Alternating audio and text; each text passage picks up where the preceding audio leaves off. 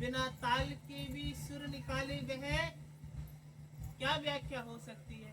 वह सरस्वती हो सकती है जो बिना ढोल मजीरा के भी अच्छा सुर गा सकती है, वह सरस्वती है। और जो बिना बात की कृपा कर सकती है वह भगवती है। और जो शत्रु नाश कर सकती है वह कालका है। तो क्या? हे दुर्गा भगवती चंड रूपेणी नमं नमामि नमं नमामि। अश्वमेध भक्ति धूपं समर्पयामि भक्तमेव जलमं न घड़सं न दामि। अतिरक्त रूपं गणाकाल स्वानी हरि शक्ति कृपा श्री भगवती नारायणी। हरि कृपा भगवती शारदा कंठमूलस्ते ज्ञान ज्ञान प्रदान करती। हे सरस्वती कर मध्य विराजस्ते, हे देवी कर मध्य विराजस्ते। बोलिए श्री सरस्वती देवी की। देखिए,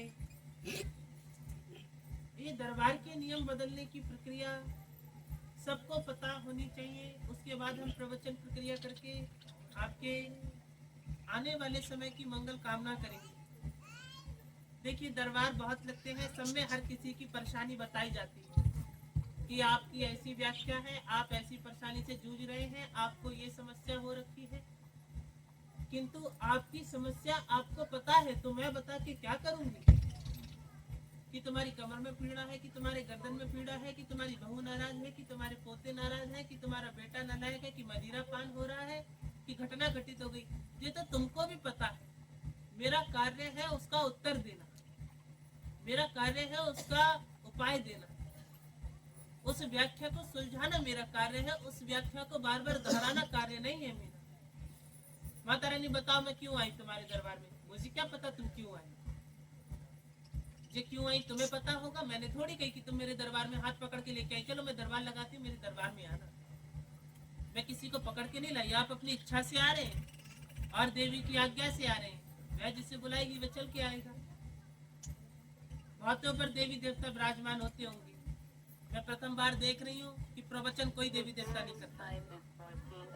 चाहे काऊ पे बालाजी आए, चाहे काऊ पे भूत आवे, प्रवचन कोई नहीं करता होगा। प्रवचन कोई पे देवी आए वो ढोलक बजा के दिखा दे तो मान जाए हम।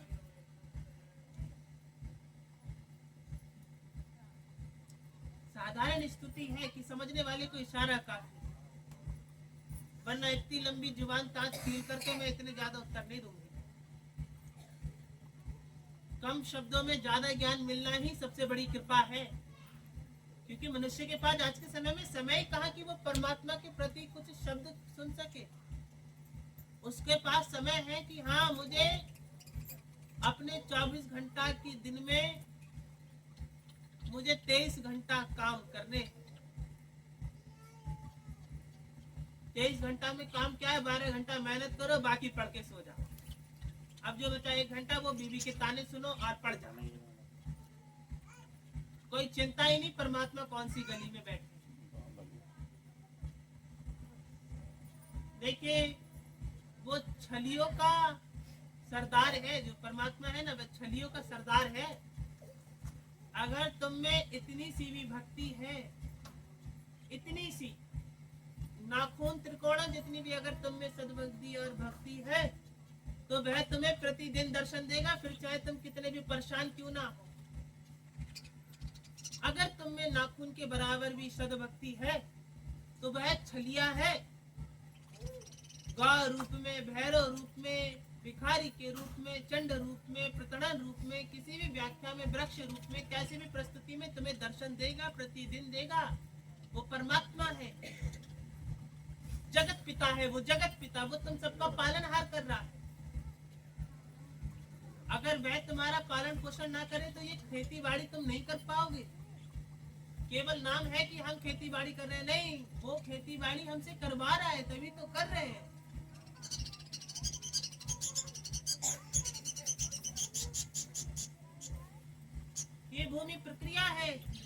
कि जिसको लगता है कि ये परमात्मा के बिना सृष्टि चल रही है तो तुम अधूर्त हो।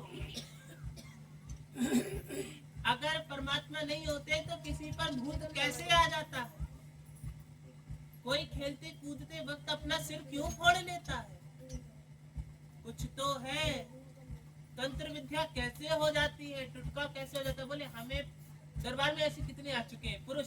स्त्रियां तो खैर विश्वास कर जाती है, पुरुष थोड़ी आनी बानी बातें कर जाते हैं। कितनी बार बोले माता रानी वैसे मुझे देवी देवताओं में विश्वास तो नहीं है, पर पता नहीं क्यों मेरे यहाँ किसी ने टुटका कर दिया, देवी देवता में विश्वास नहीं तो तू टुटके पर विश्वास क्यों कर रहा है?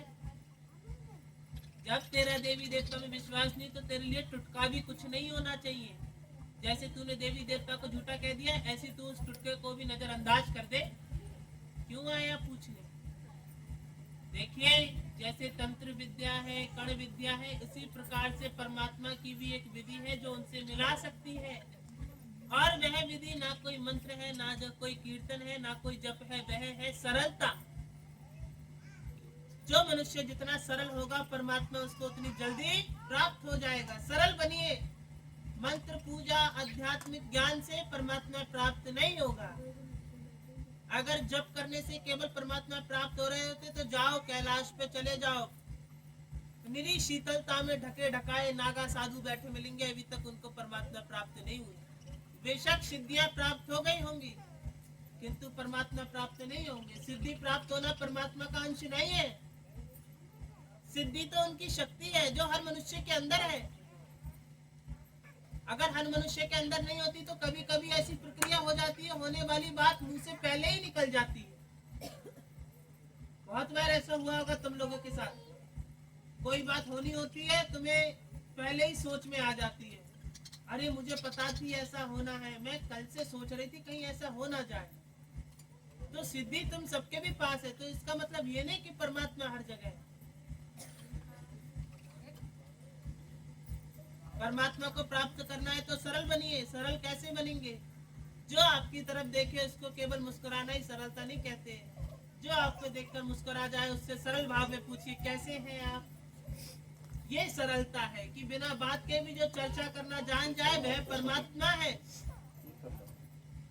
क्या परमात्मा पूछने आएगा ए भाई का नाम थारो? बोले मेरो नाम घड़ो है। बोले अच्छा घड़े कैसे हो तुम? ऐसे थोड़ी पूछेगा। परमात्मा कहेगा पुत्र कैसे याद किया तुमने? ये परमात्मा की भाषा है, यानी वो तुम्हें जानता भी है और तुम्हें समझता भी है, और तुम कहते हो कि वह मुझे देख नहीं रहा है। वह तुम्हें देख रहा है, अपने अनेकों नेत्र से तुम्हें देख रहा है, क्योंकि वह चिदानंद रूप है जिसका कोई भेष नहीं है, कोई भूसा नहीं है, ना कोई देह है। जितना छुपा लो तनी अच्छा वो शांत करा लो। परमात्मा का रूप जो है चिदानंद है, जिसको कभी भूख नहीं लगती, जिसको कभी प्यास नहीं लगती। आपके 56 भोग व्यर्थ है। जिसको आपके धूप दीप की बाती आप अपनी इच्छा से देते हैं, बल्कि उसको चाहिए तो आपके भाव के प्रेम की बाती चाहिए। अरे परमात्मा की व्याख्या देखिए। माता रानी तुम्हारे दरबार में आते हुए 1 साल हो गई, अभी तक हमसे ना मदिरा नहीं छोड़ी गई। अच्छा अब कुछ ऐसा कर दो कि मेरी बुद्धि फिर जाए और मैं ये मदिरा छोड़ दूं। अब आप बताइए, आपने सुन रखा होगा तुम 2 कदम चलो मैं 10।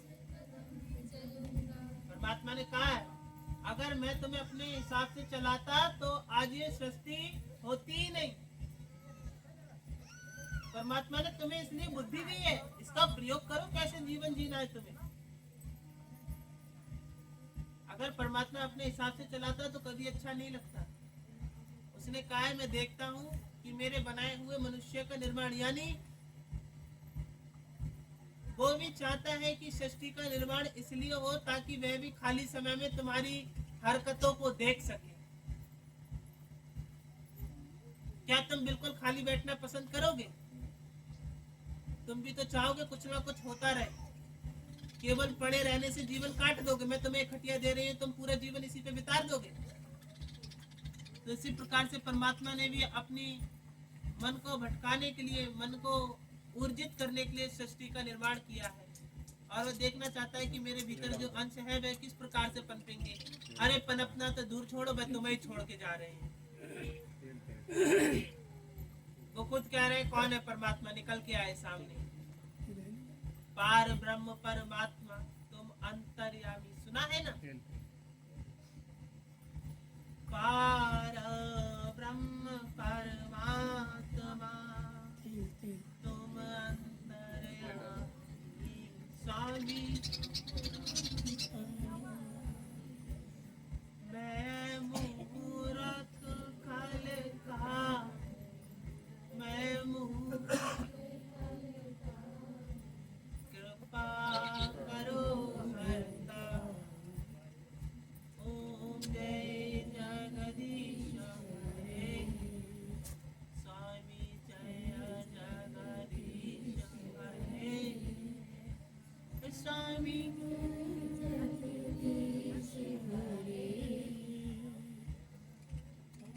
तो ऐसी प्रक्रिया परमात्मा दर्शाते हैं। जब हमने आरती विद्या, आप कहेंगे कि आरती कहाँ से लिखित आई, ऐसा है ये बात सकते हैं कि आरती बनाई गई, परमात्मा की जो पूजन विधि है वह बनाई गई है, किंतु ऐसा है श्रीमद् भागवत रामायण, श्री महापुराण भगवत गीता, ऐसे 18 पुराण हैं, गरुड़ पुराण, श्रग वेद, ये सब 4 वेद अलग है, बाकी 18 पुराण, 108 उपनिषदियां, ये सारी प्रक्रिया है आपके पास। बस ये 4 वेदों के भीतर से निकली हुई है। 4 वेदों के भीतर से कैसे? ये जो 4 वेद थे ये स्वयं ब्रह्मा जी के द्वारा लिखे। ब्रह्मा जी ने 4 वेद परमात्मा के अवतार होने से पहले ही लिख दिए थे। तो उसमें लिखा है कि कौन सा अवतार किस समय होगा। त्रेता में राम आएंगे, कृष्ण आएंगे, द्वापर में, ऐसी प्रक्रिया में सारे अवतारों का वर्णन है। कल्कि आएंगे कि परशुराम आए, ऐसी व्याख्या उन सभी वेदों में लिखी हुई है। तो जो स्तुति है वह उन्हीं के माध्यम से निकाली गई। अच्छा, जब वेद पढ़े तो पता चला शिव के पुत्र गणेश हैं, वेद पढ़ा तो पता चला लक्ष्मी के भाई दाता विधाता हैं, पता चला तो लक्ष्मी जी समुद्र मंथन में से आई हैं, नारायण साक्षात पार ब्रह्म है, शिव जी उनके अंतर अध्याय हैं, और दुर्गा पता चला कि दुर्गा स्वयं शिव का रूप है जो उनके अंश में से प्रत्यक्ष हुई है। तो आप जिसकी प्रक्रिया देखेंगे उसकी अपनी महिमा अलग अलग है। यानी जो आपको उलझाना चाहती है केवल इस व्याख्या में कि हम माने किसको।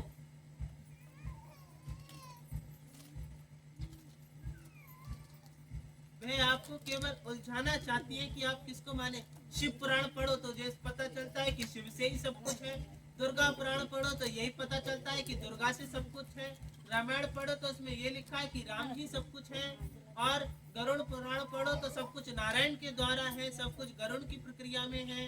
क्या पढ़े, किसको माने। भगवत गीता पढ़े तो पता चलता है योगेश्वर कृष्ण ही जगत के स्वामी है। कि मतलब उलझा सा दिया है कि जिसका पुराण पढ़ो उसकी महिमा में यही है। दुर्गा पुराण पढ़ो तो सब कुछ दुर्गा से है, दुर्गा से नारायण आए, दुर्गा से ये आए, दुर्गा से शिव आए। तो सबकी अपनी अपनी व्याख्या है। इसमें उलझन होती है कि माने तो किसको माने। सब तो कहते हैं कि मैं पार ब्रह्म हूँ, मैं पार ब्रह्म हूँ, मैं पार ब्रह्म हूँ, और मैं भी पार ब्रह्म हूँ। तो किसको माने हम? कोई एक नहीं है क्या इस सृष्टि का मालिक, है ना। अंतर आध्यात्म से शांति से सोच के देखिए, और जब हृदय बिल्कुल शांत हो और तुम्हें उसकी धड़कनें सुनाई दे रही हो तो उस समय अपने हृदय से प्रश्न करना, ऐ हृदय, मैंने सुना है तुझ में परमात्मा वास करते हैं। तो मेरी आत्मा तुझ हृदय से प्रश्न करती है कि मेरे एक प्रश्न का उत्तर दे, इस जगत का स्वामी कौन है। आज मैं तुझसे पूछता हूँ, मैंने माना कि तू मेरे शरीर और मेरी देही का अंग है, फिर भी आज तुझे उत्तर देना होगा।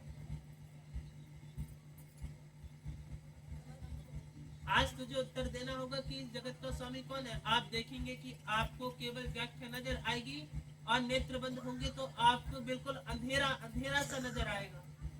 अब ये कहेंगे माता रानी दे तो सबको ही नजर आएगा, नेत्र बंद करो तो अंधेरा ही नजर आएगा। दरअसल उस व्याख्या में आपको एक बहुत तेज रोशनी दिखाई देगी। सत्य मानिए ये एक तरीके का चमत्कार है। जैसे कि आप सभी लोग केवल मुझे देखें और मुझे देखते हुए धीरे से अपने नेत्र बंद कर लीजिए। आप विश्वास मानिए कि आपको एक चमकदार रोशनी सा प्रतीत हो रहा होगा, जैसे कोई जलने वाली प्रक्रिया पजर रही हो तुम्हारे नेत्रों के भीतर, जल सी रही। अब नेत्र बंद करके जरा ध्यान कीजिए।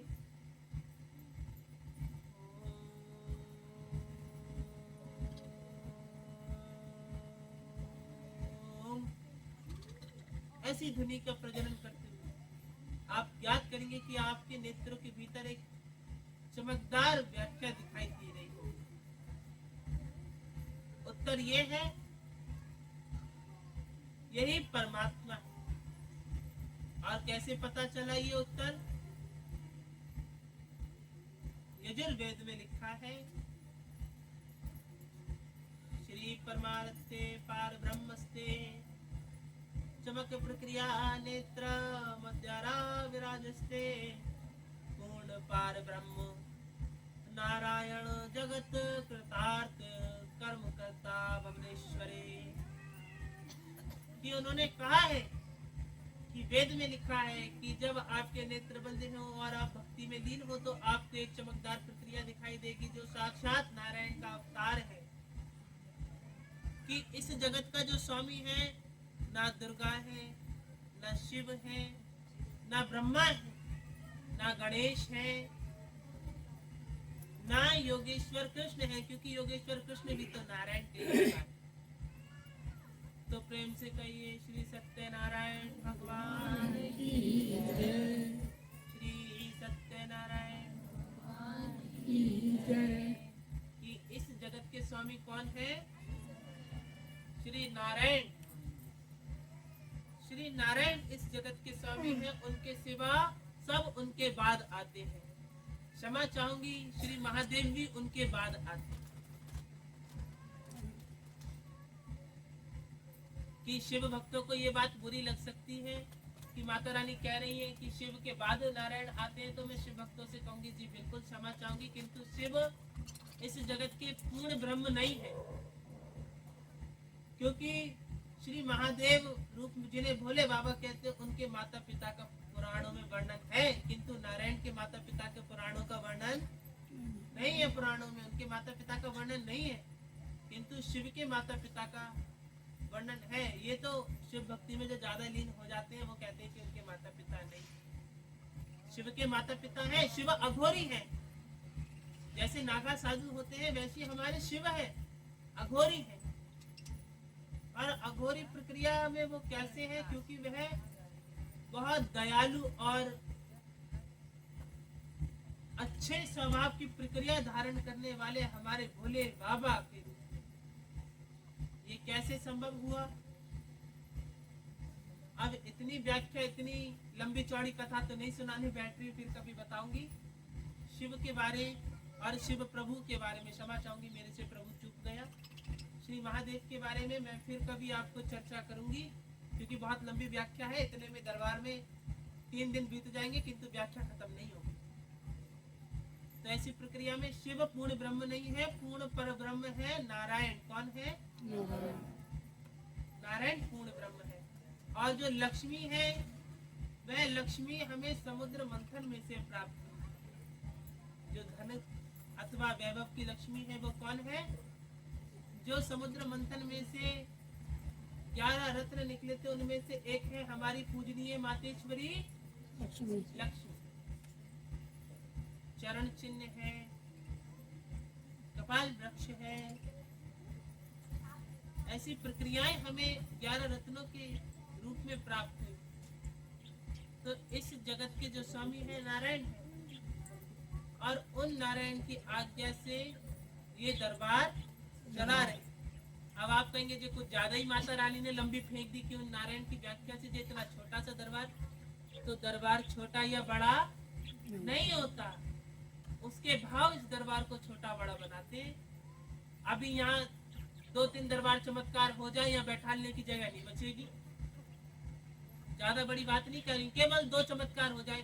ए बाकी माता रानी ने हाथ में फूल प्रकट कर दिए, ए बाकी माता रानी ने हाथ में रुद्राक्ष की माला प्रकट कर दी, तो आप लोग दिखावे को ज्यादा मानते हैं, असली बात को नहीं। आप लोग जो है ना दिखावे में घुसे हुए हो। आपको लोगों ने चमत्कार झूठे रूप में कर करके दिखा करके ये कह दिया है कि देवता चमत्कार के ही बल पे आते हैं। जी ये बिल्कुल झूठ है। चमत्कार को ही नमस्कार मत कीजिए। ऐसे तो अगर मैं चमत्कार गिनाने बैठूं तो अभी देखिए, ये जो एक पुत्र का विवाह हुआ है, जो मिष्ठान के डब्बा उब्बा लेकर के आए हैं, इनके पुत्र का विवाह नहीं हो रहा था, खूब सुख संपन्न विवाह हुआ है, बहुत अच्छी सी कृपा हुई है। फिर कम से कम 16-17 संतानें यहाँ से प्राप्त हो चुकी है पुत्र पुत्र की भेंट में। पुत्री तो हटाई दो कने को, ये कम कृपा है? अच्छे अच्छे दरबारों में से इतनी जल्दी कृपा नहीं होती है, बहुत जल्दी जल्दी यहाँ पे कृपा है। बस बात यह है कि आपके भाव ऐसे होने चाहिए। देखिए चमत्कार करना कोई बड़ी बात नहीं है, झूठ नहीं बोलूंगी। एक बात कहूं, अगर मुझे तुम्हें केवल मूर्ख बनाना हो, देखिए विश्वास कीजिएगा, अगर तुम्हें मूर्ख बनाना हो और इस दरबार में भीड़ बढ़ानी हो, तो इस दरबार में चमत्कार करना कोई बड़ी बात नहीं है।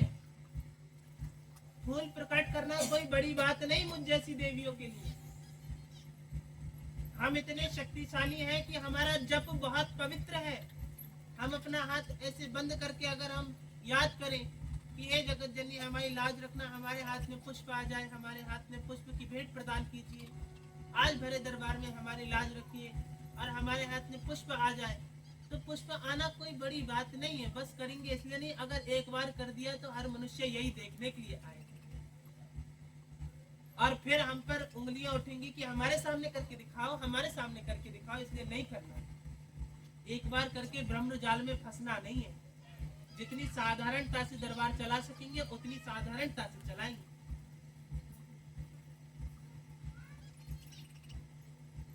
क्योंकि दरबार एक अकेले की व्याख्या नहीं है ना, आप सभी को साथ लेकर के चलने की व्याख्या।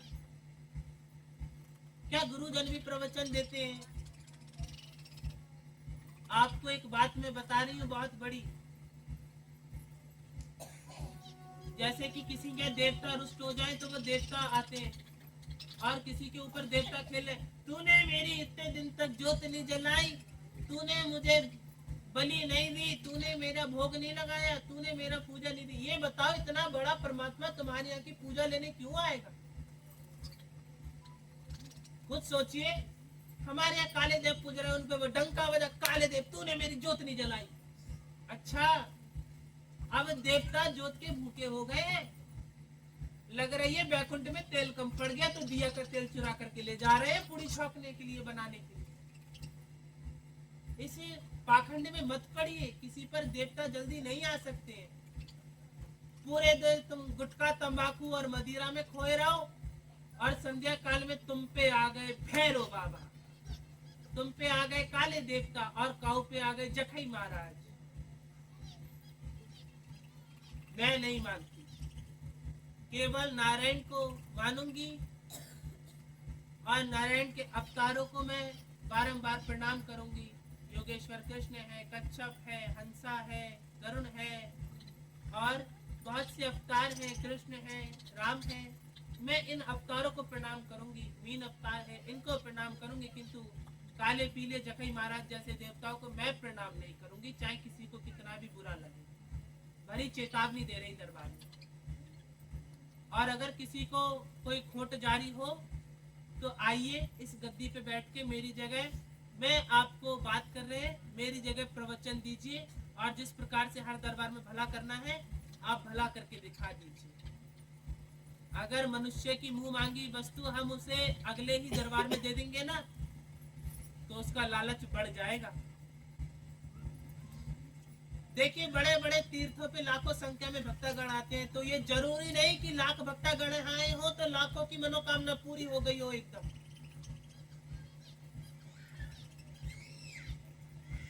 सत्य है ना कि किसी बड़े धाम पर, वैष्णो देवी धाम हुआ, काशी हुआ, अयोध्या हुआ, कोई भी बड़ा धाम हुआ, वहां पर लाखों संख्या में भक्तगण आते हैं। मैं ये सबूत दे सकती हूँ कि लाखों में 1000 की मनोकामना तुरंत के तुरंत पूर्ण हो सकती है, किंतु 1 लाख की एक साथ मनोकामना पूर्ण नहीं हो सकती, क्योंकि परमात्मा हर वस्तु एकदम देना नहीं जानता है, क्योंकि इससे आपका लालच बढ़ जाएगा। इसी प्रकार से हर दरबार का नियम होता है। अच्छा, देवी यहाँ विराज रही है, किसी किसी को सिद्धियां भी प्राप्त है और कुछ कुछ मूर्ख बनाना भी जानते हैं। यहाँ पुष्प दबा लेंगे, यहाँ ये बटोकिया में पुष्प दबा लेंगे और जय हो, और ऐसे हल्के से निकाल के जय हो, महाराज के हाथ में पुष्प आ गया। तो हमें मूर्ख नहीं बनाना, साधारणता से दरबार चलाना जानते हैं, इससे ज्यादा और कुछ नहीं। बहुत से मूर्ख बनाने वाले बैठे हैं और आप लोग मूर्ख बन भी जाते हैं। मैं किसी गुरु की निंदा नहीं कर रही, क्षमा चाहूंगी, मैं किसी का अपमान नहीं कर रही, लेकिन मैं यही चाहती हूँ कि पाखंड से बचें। कि वहाँ काले देव का दरबार लगता है, वहाँ इन वाले जखई महाराज का दरबार लगता है, और हद तो तब हो गई जब आपके ही पितर आप पर आने शुरू हो गए। मैं नहीं मानती इस बात को। तुम्हारे पितर तुम पर क्यों आएंगे? तुम्हारे पितर मृत्यु के बाद मुक्ति पाए, पूर्वज बने, पितृ पूजन ले ले, लेकिन ऐसे पितृ एकदम ऊपर आना मैं नहीं मानती। किसी के ऊपर पितृ नहीं आते कि उनके पितृ नाराज है, फलाने को वस्त्र चढ़ाओ, फलाने को ये चढ़ाओ, फलाने को पूजा नहीं दे रहे हो। अच्छा, अब ये ढोंग इतना हो गया है ना काले पीले और जखई महाराज वाला, मैं परेशान हो गई हूँ और मैं चेतावनी दे रही हूँ कि आने वाले वर्ष में ये सब बंद हो चुका होगा, सब बंद होगा। ये जखई महाराज का ढोंग पीटने वाले, काले देव का ढोंग पीटने वाले, सबके मुख पे ताला लगा हुआ होगा। फिर खेल के दिखाओ किस पे जखई आ रहे, किस पे काले देव आ रहे।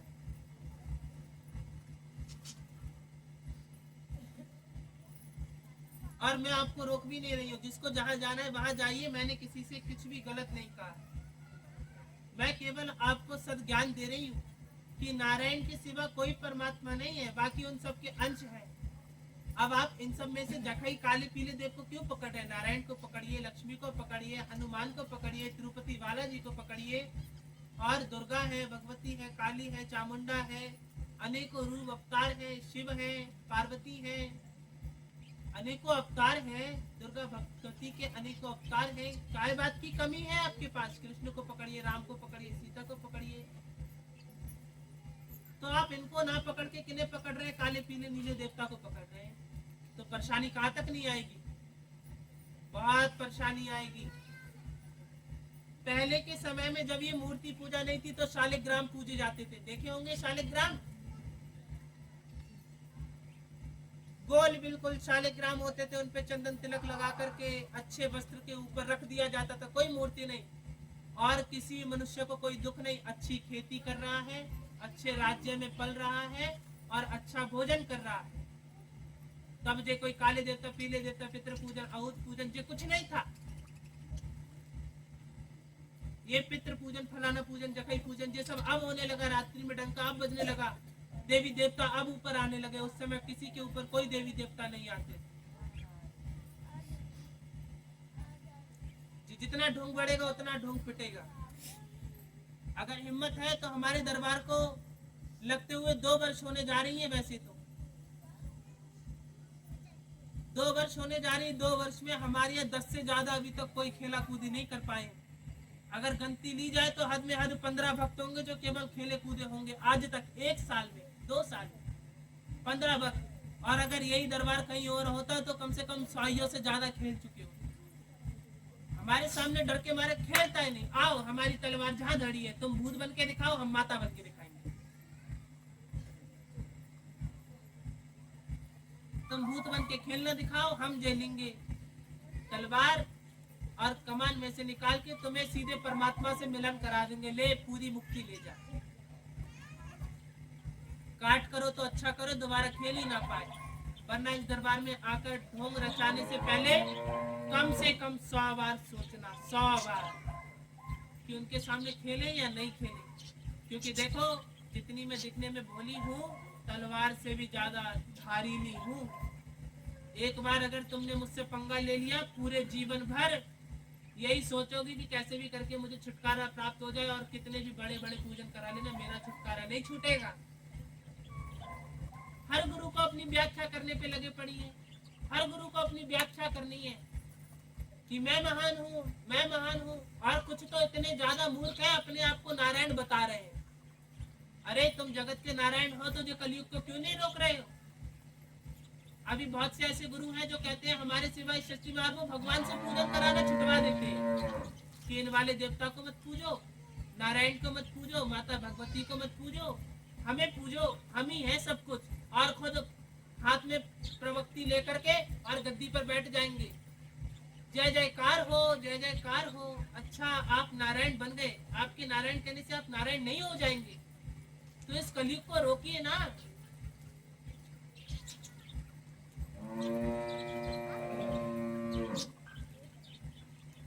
अगर आप नारायण हैं तो होने वाली घटना से पहले ही सूचना दे दीजिए, फिर मरना जीना उस भक्त का काम है। क्यों नारायण बनने का प्रयास कर रहे हो जब नारायण जैसी तुम्हारी शकल तक नहीं है?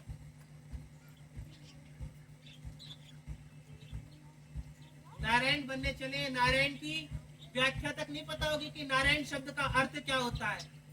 कहते दिया जय हो सत्यनारायण भगवान की, नारायण का अर्थ किसी को नहीं पता होगा। फिर नारायण नारायण फिर मिलेंगे भी उनसे जो बहुत धनवान होंगे। साधारण पुरुष से तो मिलेंगे भी नहीं जो बेचारा गरीब गुनीब है। उसे तो दूर से ही कह देंगे इसे पीछे हटा देना। और जो खूब धनवान सेठ होगा, इसे बुला दो। और वो धनवान सेठ भी जय हो, जय हो, आज मुझे प्रभु के दर्शन हो गए, जय हो। और जय निकाली स्वर्ण मुद्राएं और मालाएं। प्रभु जी, जय मेरी तरफ से आपके चरणों में भेंट करना है। बढ़ावा तो तुम ही लोग दे रहे हो पाखंड को बढ़ाने के लिए। बढ़ावा आपका ही जा रहा है और किसी का नहीं जा रहा है। मैं चाहूं तो इस दरबार में अनेकों भक्तागण को बुला सकती हूँ, किंतु निर्मित और मर्यादा में रहना ही बेहतर है। ज्यादा उछलना कूदना किसी मनुष्य के लिए ठीक नहीं होता है।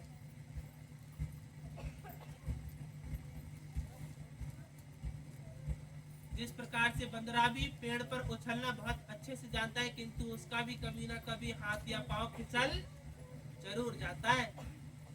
तो इतना मत खलान दिए, आप तो बंदर भी नहीं है, टिक भी नहीं पाओगे कुछ क्षण के लिए। ज्यादा मत कूदो। अगर कोई शक है तो मुझसे आके कहो, मेरे पीछे कहीं जाकर के मत घुसो। अगर विश्वास नहीं, देवी आ रही नहीं आ रही, तो यहाँ से मुंह काला करके चले जाना, लेकिन मेरे से बहस करने मत आना। वो खोल के रखूंगी जो किसी ने खोली नहीं होगी। देवी हूँ, देवी होने का मैं रखती हूँ। आपके जैसे मुंह देखी बातें नहीं करती हूँ।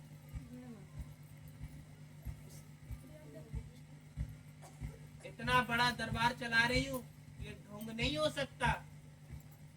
अगर ये ढोंग होता तो 16 पुत्र ऐसे ही कोई नहीं दे देता है। लग रहे होंगे फलाने दरबार,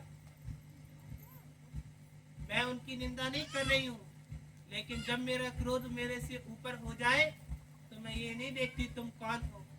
फिर तो मैं ये दिखाती हूँ कि देख ले अब मैं कौन हूँ, अब तेरा सर्वनाश निश्चित है।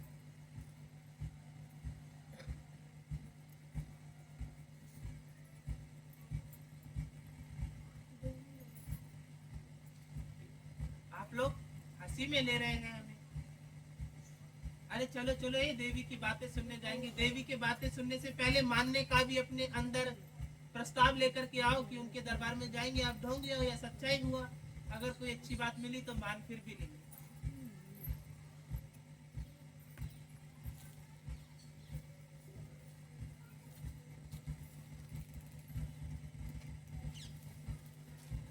अच्छा, सदभक्ति हर बार देवी आपसे पूछती है किस किस को फायदा है। तो कुछ मूर्ख ऐसे भी हैं जो हाथ उठा देते हैं जिनको फायदा नहीं होता है। अगर तुम्हें फायदा नहीं है ना तो हाथ मत उठाओ। एहसान मत करो किसी देवी के ऊपर हाथ उठा करके। और अगर थोड़ा भी फायदा है तो बेशक खुशी से उठाओ। दरबार का मान मत घटाओ। कुछ लोग शिकायत करते हैं कि माता रानी पूछती है तुम्हें फायदा है नहीं है, हम हाथ तो उठा देते हैं, फिर बाद में ये राजपाल के पास यंत्र के द्वारा बात करेंगे कि हमने आज हाथ तो उठा दिया लेकिन हमें 1 साल से आ रहे हैं, हमें कोई फायदा नहीं है। अच्छा, आप 1 साल से दरबार में आ रहे हैं तो देखिए आपके कितने पाप कटे होंगे। बेशक फायदा ना हुआ हो, कम से कम जो आपके पाप हैं वे कट चुके होंगे।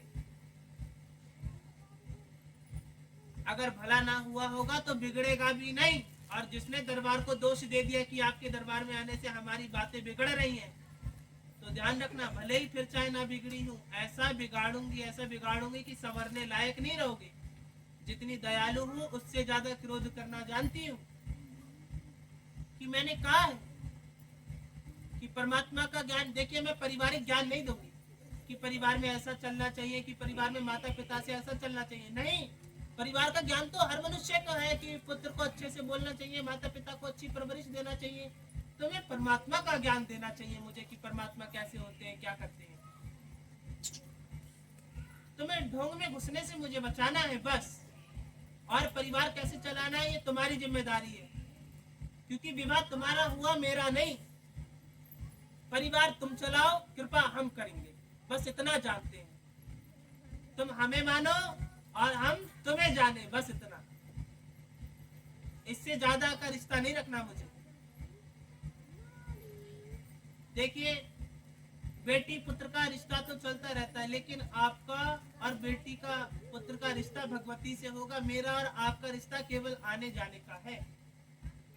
आप मुझे मानेंगे तो मैं आपको जान जाऊंगी, और आप मुझे नहीं जानेंगे तो मैं आपको मानना तो दूर, आपको जानना भी पसंद नहीं करूंगी कि आप कौन है। दासी हूँ तो दासी जैसी व्याख्या कह रही हूँ कि इकलौती तो दासी हूँ नहीं, ना जाने मेरी जैसी कितनी दासियां इस संसार में उनकी पूजा कर रही होंगी, जय दुर्गा भगवती का गुणगान गा रही होंगी। तो मैं कोई इकलौती दासी नहीं हूँ, लेकिन वचन ऐसे कहूंगी जो तुम्हारे पल्ले पड़े तो जीवन सुधर जाएगा। हाय हाय, बड़े सुर दे रही है।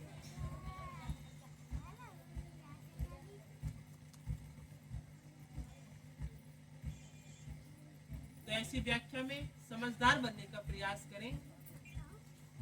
देखिए, आप जब परमात्मा के पास यहाँ से मृत्यु होकर के जाएगी, आप परमात्मा से ये कहेंगे, हे प्रभु, हमने तेरा पूरे जीवन भर गुणगान करा और कम से कम 10 दरबार में भटके, हमें फायदा नहीं हुआ।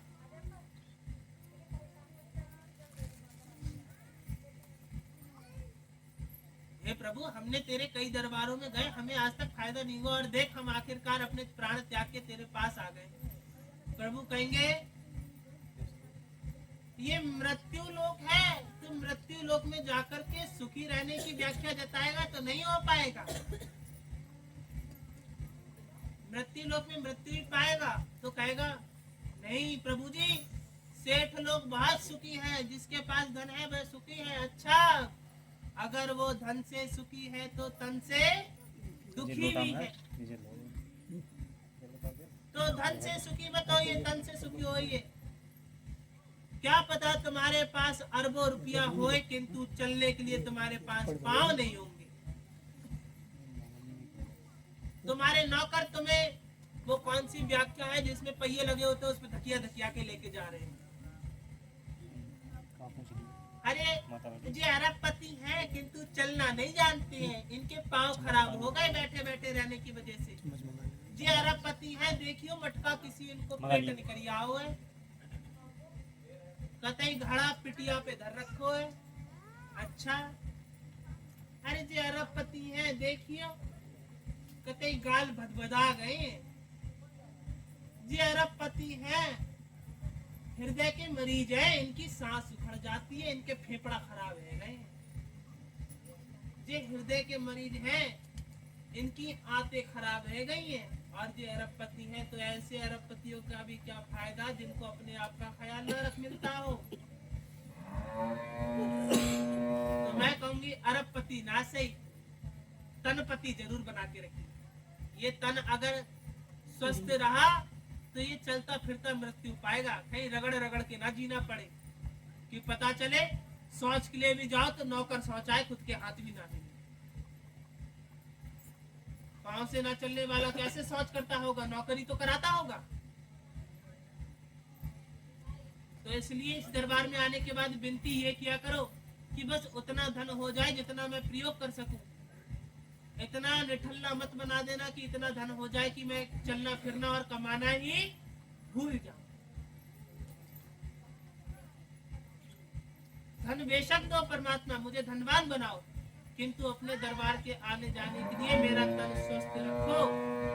यही मैं आपसे चाहता हूँ कि मुझे धन भी दीजिए और तन पर कृपा भी कीजिए कि दोनों तरफ से मैं असहाय ना हो पाऊं, ना धन से और ना तन से।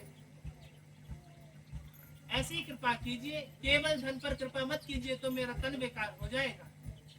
मेरा तन स्वस्थ रखिए, तभी तो मैं आपके भजन कीर्तन कर पाऊंगा। हमारे तो कुछ मूर्ख ऐसे हैं जिनको फायदा हो जाता, वो मुंह दिखाने नहीं आते दोबारा।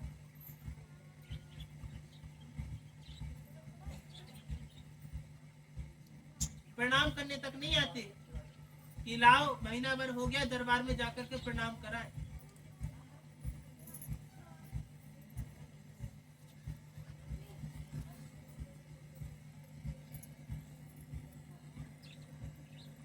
ये दरबार कोई हंसी नहीं है। ये दरबार अगर हंसी होता ना तो ये सब यूं ही आकर के इतनी आस में ना बैठे होते।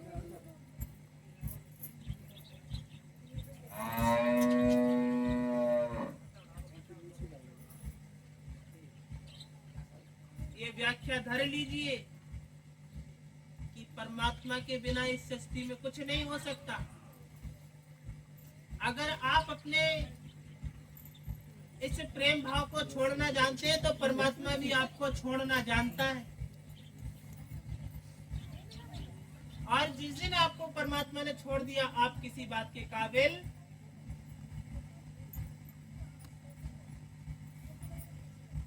आज के समय में तो व्याख्या ऐसी है कि अपने अपनों को छोड़ करके जा रहे हैं। अपने अपनों को कोई सगा नहीं रहा आज के समय में किसी का।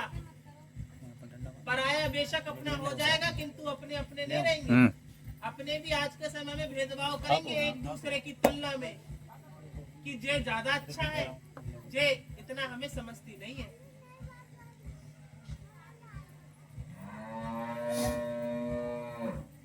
जो तुम्हें जीवन भर जुतियाए तुम उसकी आज गुणगान कर रहे हो, और जिसने तुम्हें जीवन भर पूजा तुम आज उसका धिक्कार कर रहे हो। हंसी आती है ऐसी व्याख्या। क्या लीला है री परमात्मा, मुझ जैसी दासी को हंसी दिला दी भरे दरबार में।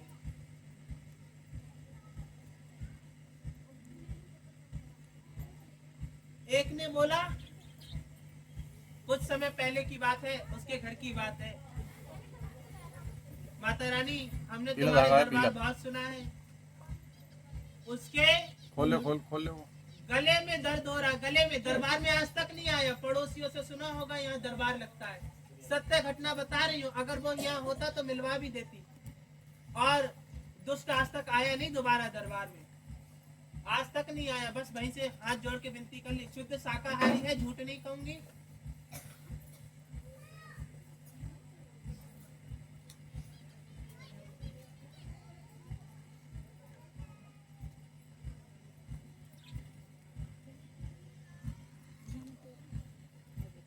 तो ऐसी व्याख्या, उसका नाम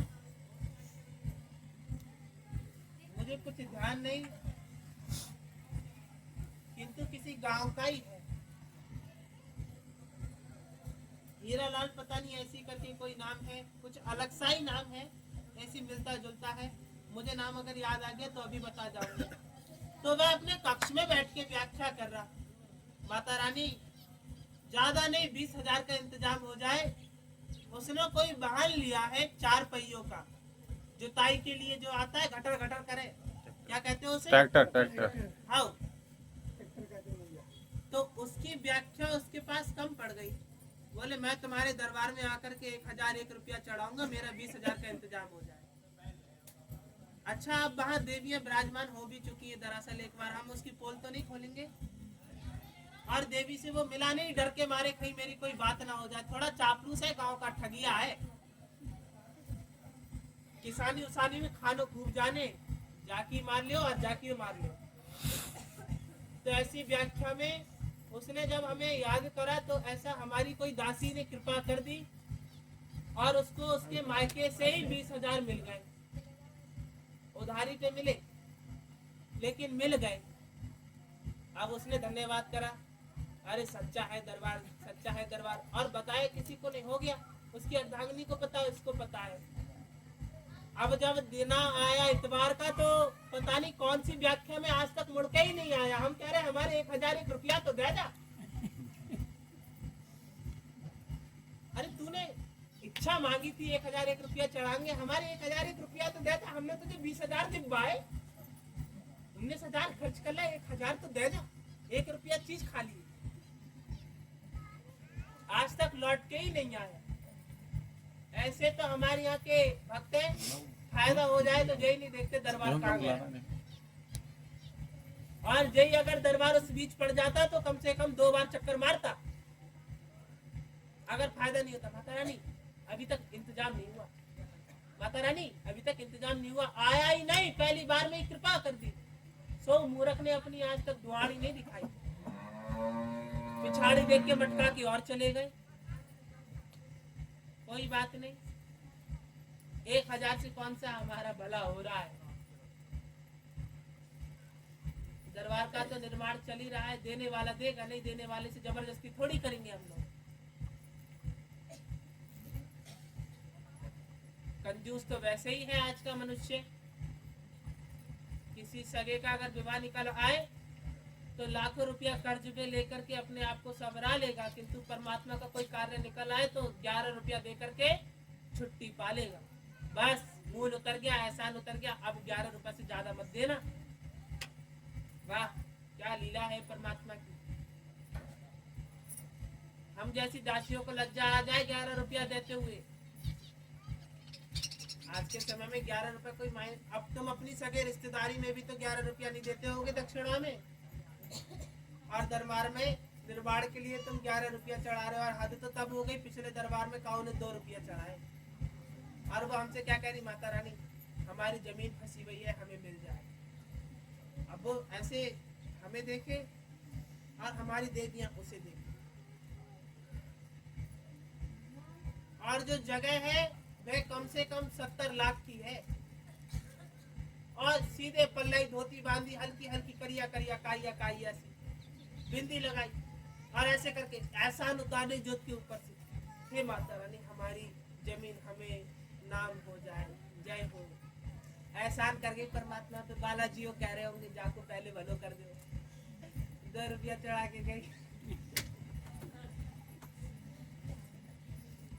हंसी नहीं बना रहे, क्षमा करें, हम किसी की हंसी नहीं बनाऊंगी, मैं किसी की हंसी नहीं बना रही। बस एक बात कह रही हूँ कि आपको 70 लाख की व्याख्या चाहिए, और आप परमात्मा के नाम पे, जिस परमात्मा की सृष्टि है उसके नाम पे कुछ ना सही कुछ तो दे सकते हो कि यहाँ का निर्माण चल रहा है। लो माता रानी हमारी तरफ से जो लगा लेना, हमारे नाम की कम से कम 10 ईंटें ही लग जाए आपके दरबार में।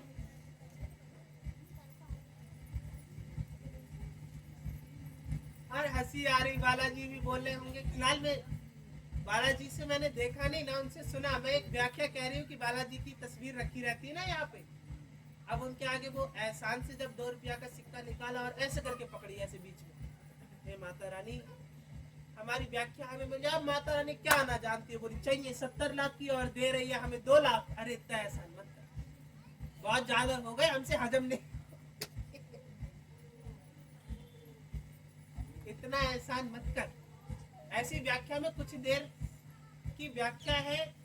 इसके बाद जब दान प्रक्रिया आती है ना, तो दान देने में कुछ ऐसी शर्माती है, हाय हमारो करेजो फटो जा रहा हो, दे दे, कहीं ज्यादा ना चले जाए। और फायदा में अगर बंगला मिल जाए, एक ही बड़ी जोली फंस जाएगी, जितना बड़ो बंगला ना हो। यही तो सबसे बड़ी कमी है आप लोगों में। अभी व्याख्या है 3-4 दरबार पहले की, जब यहाँ पहला दरबार लगा था। पहला दरबार कब लगा था यहाँ पे, कौन सी दिनांक था, क्या तिथि थी, मुझे कुछ ध्यान नहीं। मेरे ख्याल से पहला ही था, 2 तिथि पड़ी थी मेरे अनुसार, है ना। थी ना, 2 तिथि थी, चलो मुझे याद है, 2 तिथि थी। अब यहाँ पे दान चढ़ रहा था, देवी बात करती जा रही और इधर दान चढ़ रहा था। तो देवियां तो यहाँ की धन छूती नहीं है, क्योंकि उनका संकल्प है ना किसी को दासी बनेंगे, ना किसी का धन छुएंगे, ना किसी से गलत बोलेंगे और ना किसी का अपमान करेंगे। जो इस दरबार का संकल्प है, चाहे कितना भी कोई बुरा मनुष्य आ जाए, कभी उसका अपमान नहीं होगा इस दरबार में, फिर चाहे उसकी कितनी भी गलत सलत बातें देवियों को पता हो। ये दरबार का संकल्प है। अब जब दान देने की प्रक्रिया चल रही थी, तो दिखाने वाले तो राजपाल को दे रहे थे। अब उस बीच माता रानी इनके भंडार बने, 501 की राशि आई, माता रानी इनके भंडार भरे, 1001 की राशि आई, माता रानी इनकी कृपा करे, 51 रुपया की राशि आई, माता रानी इनको खुश रखे, 21 रुपया की राशि आई। जितनी बड़ी राशि उतने लंबे लंबे वचन। 1000 रुपया एक की राशि आई है, माता रानी भंडार